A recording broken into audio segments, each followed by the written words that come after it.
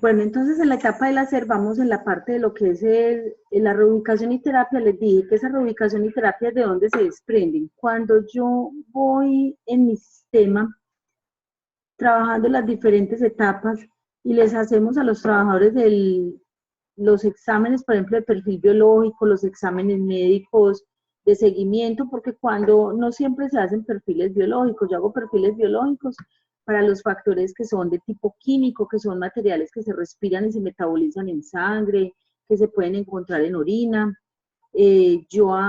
Para eso hago perfiles biológicos. O los temas que son, por ejemplo, como las radiaciones, que finalmente lo que logran hacer esas radiaciones es que pueden generar un cambio a nivel de la célula y de esos cambios se empiezan a ver en los exámenes de hemogramas en el tema de la coagulación.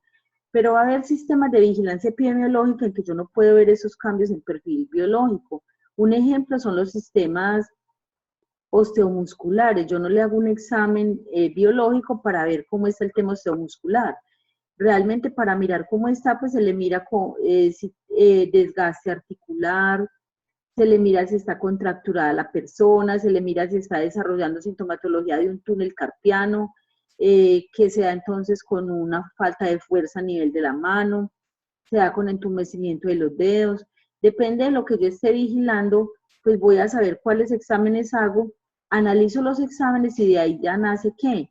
La necesidad de reubicación de un trabajador o nace el tema también de derivar a terapias para que ese trabajador mejore la condición de salud. Bueno, en la etapa del hacer, recuerden también el tema de la jerarquía de controles que tanto nos habla la GTC 45. Esa jerarquía de controles, recuerde que cogemos ese peligro que tenemos en la organización y sobre todo los que no son tolerables, y ¿qué hacemos? Miramos si lo podemos eliminar, si podemos cambiar ese proceso, si lo podemos dejar de hacer porque nos está generando enfermedades laborales, nos está generando accidentalidad. Entonces, ¿qué es eliminación de un peligro? Terminar esa labor, no volver a hacer esa labor. Cuando cambiamos una herramienta por otra, por ejemplo, a nivel de finca, hace mucho tiempo se desmachaba con un sable, con un machete que es largo y es como cuadradito en la punta. Se dejó de trabajar con ese sable porque generaba muchos problemas de lumbalgia. Esa herramienta se cambió, por ejemplo, por un palín. Ahí yo qué estoy haciendo, estoy eliminando ese peligro o estoy haciendo si no vuelvo, por ejemplo, a hacer una labor, lo elimino. Pero también un peligro lo puedo sustituir. Una sustitución es decir, yo voy a pintar una pared con una pintura a base de aceite que me produce una reacción o una alergia a nivel de ojos y a nivel de nariz. Yo puedo sustituir esa pintura a base de aceite, cambiarla por una pintura a base de agua y estaría haciendo un reemplazo. Cuando cambio una sustancia que es muy tóxica por otra menos tóxica, ¿qué estoy haciendo? Estoy haciendo una sustitución. Los controles de ingeniería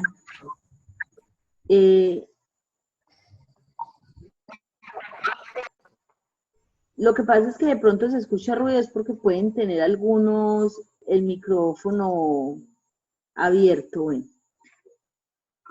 En los controles de ingeniería, esos controles de ingeniería son los cambios que yo puedo generar. Por ejemplo, si tengo un producto químico, la ventilación que yo le pueda generar a ese producto químico. Si tengo que en una labor ellos tienen que hacer mucho esfuerzo, por ejemplo, ahorita en las fincas se están haciendo unos pales como de 52 cajas y ni el trabajador más grande de la finca alcanza a poner esas cajas de arriba sin que tenga que sufrir un sobreesfuerzo. Si yo puedo hacer una plataforma graduable que suba y se acomode para colocar esas últimas cajas, eso sería un control de ingeniería. Lo que yo estoy haciendo, les ponía el ejemplo también en radiaciones. Un control de ingeniería es que los equipos modernos para tomografía traen el inyector, digámoslo así, para los medios de contraste incorporados y los puede manejar el técnico de radiología desde la parte de la cabina exterior sin necesidad que entre la enfermera a colocar el medicamento.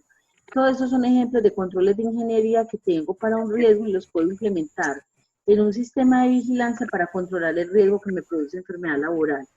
Los controles administrativos son ¿qué? Son los estándares de seguridad, son las normas, son las capacitaciones, el entrenamiento, la prohibición de entrar a un espacio, el encerramiento. Por ejemplo, si habláramos de un sistema de vigilancia epidemiológica para evitar las caídas en altura, un control administrativo es una puerta, un control administrativo es que tengan que tener un carnet con validación para poder ingresar. Y eso ya no es de la tecnología y es inimaginable. Si uno mira el edificio inteligente de EPM en Medellín, ellos para todo necesitan el carnet, para abordar el ascensor, para abrir las puertas. Eso se llama un control de validación y eso es un control administrativo. Y los controles en el trabajador, que son los que finalmente se deberían hacer, son los elementos de protección, son todas las normas que yo le tenga que poner al trabajador, los turnos, todo lo que yo le tengo que poner, que se hace en la persona para controlar la exposición a un peligro. Bueno, en la etapa del verificar, ¿qué hacemos?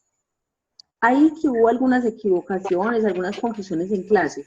Ese monitoreo biológico, cuando lo paso a la etapa del hacer, ya no es que voy a hacer el monitoreo, ya es que voy a verificar los resultados de ese monitoreo biológico, que lo hablé ahorita, cómo les fue a los trabajadores, están dentro de los rasgos aceptables, no están dentro de los rasgos aceptables, y voy a proceder a reubicar esas personas que encuentro con enfermedad. Eso es la etapa del verificar. En el hacer yo hice los exámenes, pero en el verificar los analicé y tomé decisiones con ellos. En el monitoreo ambiental es que es verificar que el equipo con que se hizo la medición tenga calibración. ¿Qué es la calibración? Que los valores que me está dando ese resultado realmente son verdad. O sea, si yo me subo a una pesa, yo necesito que esa pesa esté calibrada, porque si no me va a dar un valor de peso que realmente no es cierto y yo voy a estar actuando con un valor que no es. Si yo me tomo la presión arterial con un tensiómetro que no está, por ejemplo, calibrado, me va a dar unos valores de tensión arterial que no son reales. Entonces, ¿qué se pide? Que los equipos, hay un instituto en Colombia que se llama el Instituto de Metrología, o sea, no es meteorología, sino metrología, es un instituto que queda en Bogotá y es el que se encarga en el país de generar los patrones y los parámetros para que la calibración de estos equipos, y los laboratorios que hacen calibración de equipos están vigilados y tienen que estar normatizados, por ejemplo, por este laboratorio y esta instancia de metrología que hay en el país. Entonces la calibración de un equipo es, si yo voy a ir a comprar un producto, la carne, cualquier cosa, yo necesito que la pesa, cuando me venden 2 kilos, realmente me están vendiendo 2 kilos. ¿Y cómo se hace? Cuando los equipos los calibran a sí mismo. Cuando se hace un monitoreo ambiental, yo tengo que saber que ese equipo está calibrado y que la medición realizada es real. Otra cosa que tengo que hacer en la etapa del verificar es que el que hizo la medición realmente sea un higienista, que es el que tiene las competencias para hacer mediciones ambientales, y esa medición no la puede hacer cualquier persona porque yo no puedo confiar de pronto en un resultado de una persona que no es competente. ¿Cómo más hago el verificar de mi sistema de vigilancia epidemiológica? Con los programas de auditorías internas que yo hago para mirar cómo estoy y para hacer ajustes. Y las externas también me ayudan pues realmente como a mirar ese sistema, cuáles son las oportunidades de mejora. En el verificar qué hago, por allá en la primera parte del sistema en planear, nos trazamos unos indicadores y unas metas, que era hacer tantas evaluaciones médicas a tal tiempo. En los indicadores nos dijimos que íbamos a medir la incidencia, mirar el número de casos nuevos que se nos van a presentar de esa enfermedad. En la prevalencia, los casos que ya vienen, yo tengo que revisar esos indicadores en el verificar para saber si ese sistema de vigilancia está dando resultado o finalmente le tengo que hacer importantes cambios. Y el autorreporte, la percepción del trabajador, es si el trabajador tiene sintomatología, si el trabajador cómo se siente, eso es una cosa importante. Yo no le puedo decir a un trabajador, por ejemplo, expuesto a químicos, que tiene aumento de la salivación, que tiene desaliento, que tiene vómito, que no le puedo hacer el examen porque le faltan 3 meses según mi sistema de vigilancia epidemiológica. O sea, a eso se refiere el tema de verificar la condición. Si ese trabajador me está autorreportando que tiene mareos, que tiene desaliento, pues depende de los síntomas. Si estoy hablando de químicos, si yo estoy hablando de un tema de desorden musculoesquelético, pues si él me empieza a reportar sintomatología, Ese es el autorreporte, la percepción del trabajador, yo lo debo hacer evaluar para mirar realmente ese sistema cómo va. Bueno, finalmente en la etapa del actuar, ¿qué hay? De toda auditoría o de casi todas las auditorías salen hallazgos. Hallazgos es no conformidades, que pueden ser no conformidades mayores, pueden ser menores o muchas veces incluso hasta con los recomendados, aunque no son obligatorios, pues se encuentra que no se están cumpliendo cositas. ¿Qué es en la etapa del actuar? Es esa auditoría con sus hallazgos, hacerle el plan de, hacer un análisis. Uno normalmente en una auditoría no dice voy a cerrar, bueno, que no tenemos esto, vamos a cerrarlo, sino el analizar por qué no se está haciendo, qué es lo que está influyendo, hacer un plan de análisis, derivar un plan de acción, y eso a qué me lleva a tomar decisiones en mi sistema, ajustar lo que no está funcionando bien, hacer los cambios. Y eso es lo que, y yo cuando en un sistema tomo una decisión, hago un cambio, tengo que empezar a aplicar todo el ciclo, observar nuevamente cómo se está dando ese proceso, y por eso es que se habla de un ciclo, porque cuando yo tomo una decisión, voy a hacer un cambio, tengo que reiniciar ¿qué? La vigilancia de cómo me está funcionando esa situación. ¿Qué problemas presentan los sistemas de vigilancia epidemiológica? Y hace que nos desequilibren, por eso le coloqué como ese gráfico. Uno es la alta rotación de personal. Si en una empresa entra y sale mucha gente, a mí me da mucha dificultad observar cómo está la incidencia de esa enfermedad, porque no alcanzo ni a darme cuenta si la gente que entró nueva se enfermó o no se enfermó, porque la rotación, la gente entra y se va muy rápidamente. También de alguna manera me perjudican en mirar la prevalencia de la enfermedad. Bueno, ¿qué otro problema presentan los sistemas? La falta de unificación de criterios de una región a otra. Ustedes saben que a veces cambian las formas de hacer las cosas, como las hacen en una región del país a la otra. Hay laboratorios distintos, hay médicos distintos. Entonces muchas veces ese tema del laboratorio, de cómo es la medición. Un ejemplo, ustedes saben que todos no estamos a la misma altura sobre el nivel del mar, y eso muchas veces afecta el funcionamiento de nuestro organismo. No es la misma hemoglobina que yo necesito al pie del mar, pues aquí que estamos cerquita del mar, a la hemoglobina que mi cuerpo necesita producir en Bogotá o si me voy para Bolivia. Entonces, si a mí me van a hacer unos exámenes, muchas veces ese laboratorio, depende cómo trabaja en esa otra región, va a tener que ver con la unificación de ese criterio. ¿Qué más me puede afectar a mí un sistema de vigilancia o con qué otro problema me puedo encontrar? Con el tema de tener diferentes condiciones extralaborales que afectan el curso de la enfermedad. Ejemplo, si usted tiene la costumbre de escuchar música a todo volumen, o sea, solamente puede escuchar la música que le vibre en los vidrios y escucha música en su barrio viernes, sábado, domingo, y si es festivo empata con el lunes, el tema de estar expuesto a ruido de esa manera puede afectar el curso de la enfermedad, porque yo lo estoy cuidando mucho en mi empresa, pero usted en su casa no se cuida y está expuesto al factor de riesgo. Es lo mismo.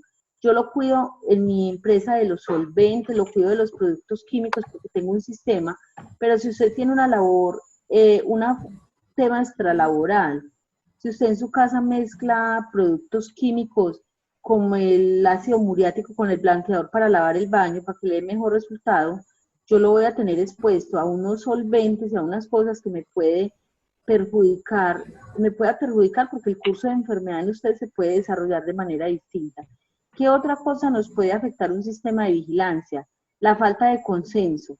La falta de consenso es la forma en cómo los profesionales de la medicina o diferentes áreas abordan los procesos. Por eso fue que sacaron las gatizos, vuelvo con mis gatizos, por eso fue que las sacaron, para unificar los criterios, decirle cómo iban a vigilar esa enfermedad, cada cuánto la iban a evaluar, cómo lo iban a trabajar. Lo que hicieron esas guías fue revisar la documentación a nivel mundial y quedan documentos de validez científica y tomar de ahí para poder establecer ¿qué? Para poder establecer los consensos con los que se iba pues realmente a trabajar.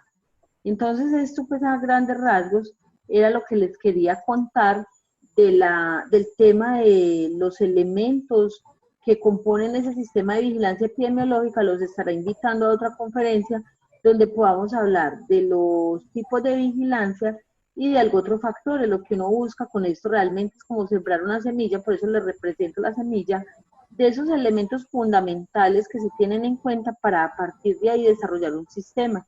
De igual forma, nosotros vamos a ver todos estos elementos más desarrollados, si Dios quiere, el domingo con Isabel, que nos va a compartir.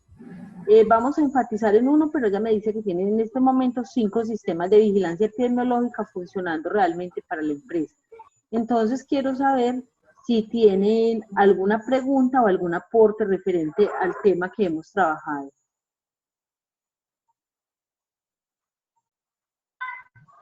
Profe, Hola. le pregunto, hablando de los problemas que se presentan en un sistema de vigilancia, ¿qué podemos hacer? ¿Qué nos podemos, digamos así, reinventar para mitigar ese tipo de problemas? Porque mira que eso va a intervenir, se va a ver desmejorado nuestro sistema de vigilancia, no va a haber los resultados esperados. ¿Qué podemos hacer? ¿Nos iríamos entonces de nuevo a la etapa del planear o nos vamos a hacer a incluir a ese nuevo personal que llegó? Por ejemplo, un ejemplo pues de la alta relación de personal, e incluir ese nuevo personal que llegó, o qué podíamos hacer. Bueno, entonces un ejemplo, frente a la falta de consenso médico, si su empresa tiene varias sucursales y tiene varios puntos, lo que se puede hacer es capacitar a esos médicos, entrenarlos bajo unos mismos parámetros y que van a medir es con ese parámetro y no como cada especialista piense que tiene que medir. Eso sería un control que se le puede hacer a ese problema que es la falta, por ejemplo, de consenso.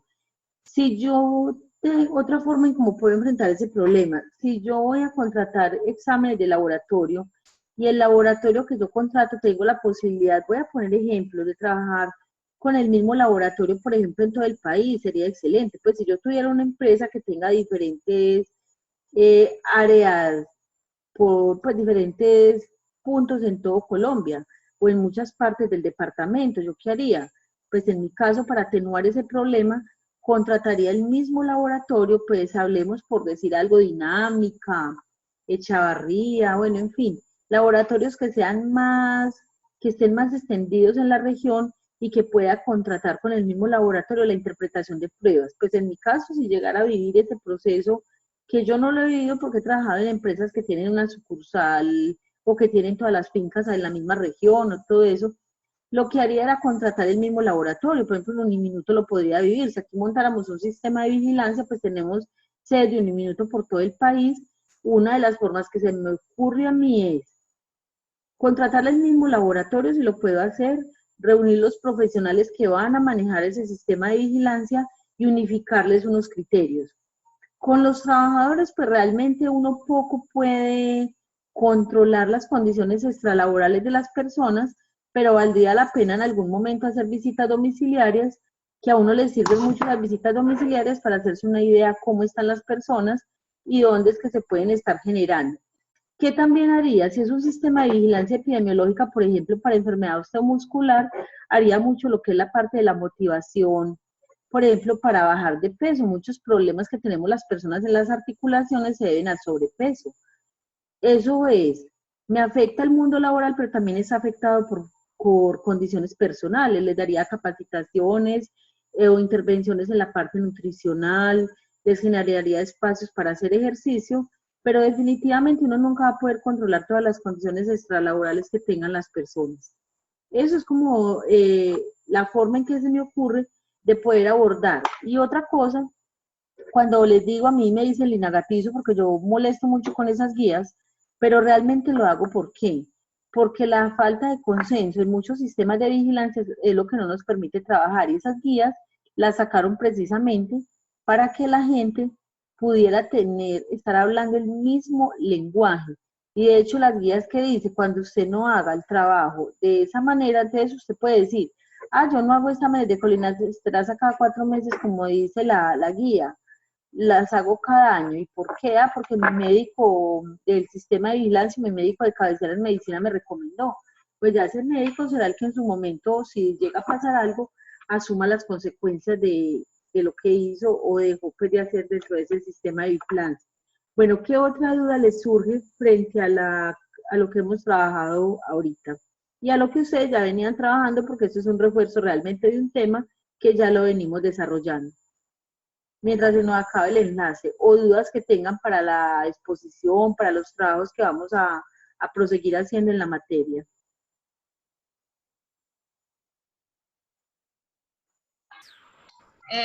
Si yo puedo hacer otra pregunta. Sí, claro. Bueno, aquí en la parte en el hacer, en los controles administrativos, en la parte que hablábamos de medicina, ese flugograma decía en el video que nos vimos tutorial que tenía que ser puesto por un médico, ¿cierto? Ajá. Entonces, por ejemplo, el médico pues diagnosticó, dio por las entradas, las salidas y qué se podía hacer, dio las indicaciones, pues, por ejemplo, de una reubicación. El paciente, por ejemplo, vamos a hablar de esta enfermedad que túnel del calcio, por ejemplo, sí. Se diagnosticó. Esa entraría ahí en el flugograma, ¿cierto? Bueno, sí, se claro, diagnosticó el paciente, le dieron la... Dime. Sí, profe, dígame. Si estás vigilando, si el sistema de vigilancia que tiene es para desorden musculoesquelético, claro que entraría ahí porque es que un túnel carpiano se presenta. Una por el movimiento repetitivo de los dedos de la mano o de las muñecas.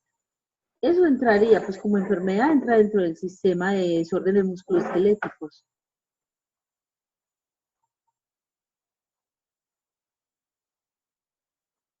Bueno, ¿y cuál es la otra parte de la inquietud? Bueno, en el caso de que, bueno, yo no puedo, el médico dio las indicaciones.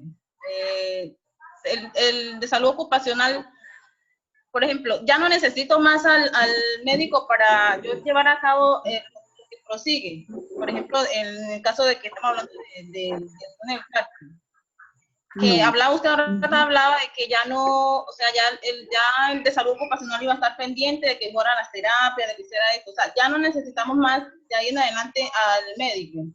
Sí, en tu sistema sí lo necesitas para que haga el cierre del caso y la revisión. O sea, si yo tengo un sistema de vigilancia para desorden musculoesquelético, también depende del sistema, y ese paciente se le diagnosticó una enfermedad, se operó, se reubicó, yo necesito aplicar la reubicación por los meses que el médico me diga que la aplique, en las condiciones que me diga que la aplique. Claro, yo le tengo que mandar el paciente porque el único que me puede levantar y cerrar la reubicación es el médico. En ese sistema sí tienes que mandarlo nuevamente al médico para que te haga el cierre del caso y el trabajador pueda volver a su actividad habitual. Listo, profe, gracias. ¿Algo otra persona tiene otra inquietud? Bueno, jóvenes, si no tenemos más inquietudes, nos vemos, si Dios quiere, el próximo domingo. Ese día vamos a tener el tema de vigilancia epidemiológica y también tenemos ese día la clase de la práctica profesional, entonces nos vemos el domingo. Que descansen, si Dios quiere, hasta el domingo, porque el domingo tenemos bastantes cositas para hacer. Creo que va a ser una clase muy chévere, nos va a acompañar Isabel Copete, y ese conocimiento práctico de nosotros nos puede servir muchísimo para orientarnos en la materia y para tomar de ahí elementos para cuando nosotros en nuestras propias empresas, en la vida laboral o próximamente en la práctica, necesitemos hacer montajes de sistemas de vigilancia. Les deseo una buena noche. Mil gracias por haber asistido.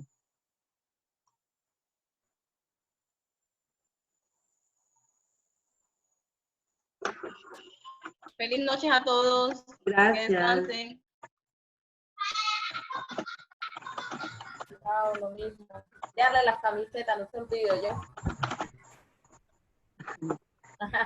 Bueno, chao, que estén muy bien. Feliz noche.